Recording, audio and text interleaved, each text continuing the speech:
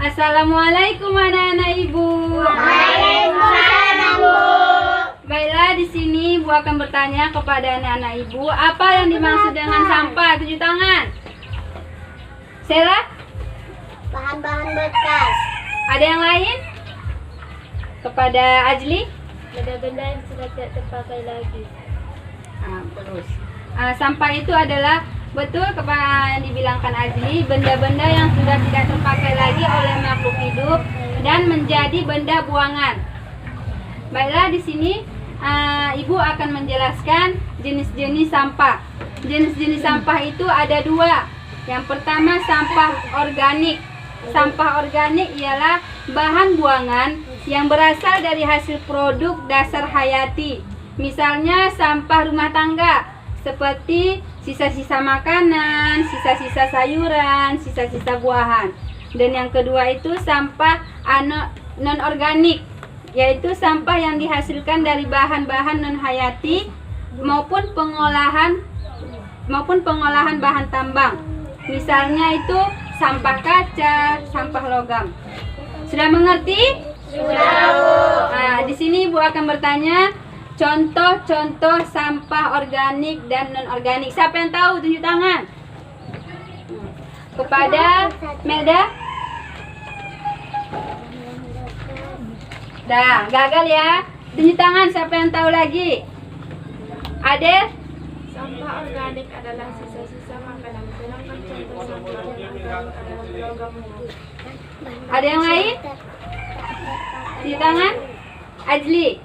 Contoh sampah organik adalah bahan buangan berupa sayur-sayuran, buah-buahan, daun-daun ranting, pembungkus seperti kertas, plastik. Sedangkan non-organik seperti sampah logam, produk olahan, sampah kaca, sampah keramik, sampah deterjen.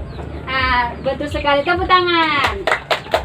Sudah paham kan itu jenis-jenis sampah? Ya. Baiklah, sekarang kita masuk dampak sampah bagi kesehatan manusia dan lingkungan. Di sini siapa yang tahu apa itu dampak sampah bagi kesehatan manusia dan lingkungan? Tunjuk tangan. Siapa yang tahu? Tunjuk tangan. Ada Irma. Dampak kesehatan bagi manusia seperti terkena penyakit demam berdarah, dan dampak bagi lingkungan yaitu tercemar air. Ada yang lagi? Tunjuk tangan. Melda. Dampak bagi kesehatan manusia adalah banyaknya penyakit-penyakit yang timbul seperti malaria, diare, tifus, jamur, kulit. Sedangkan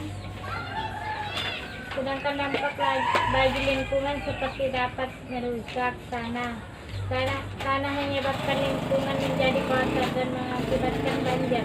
Betul sekali.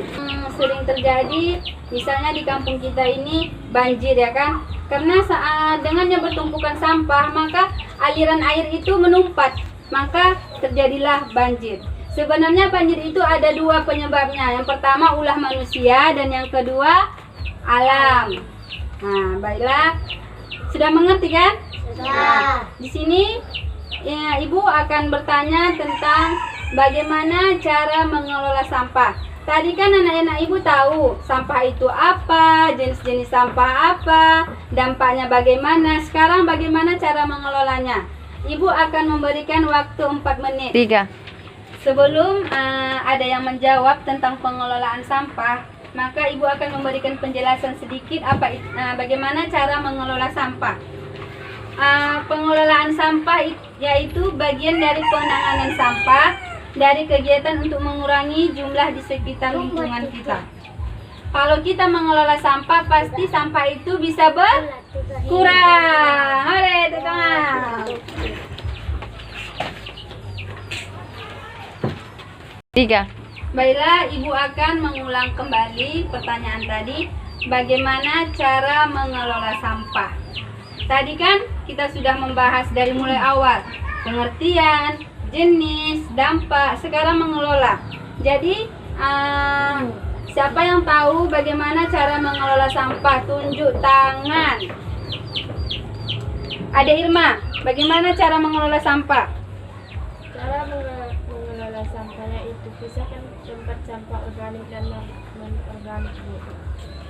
Baiklah, coba dulu Melda, bagaimana cara mengelola sampah? Caranya menggunakan kembali, mengurangi dan mendaur ulang, Bu. 3. Kenapa Melda mengatakan seperti itu? Coba berikan alasan dan contohnya.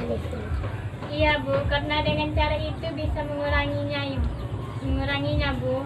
Contohnya menggunakan kembali, seperti kalau kita membeli sesuatu di pasar, pasti pakai kantong kresek.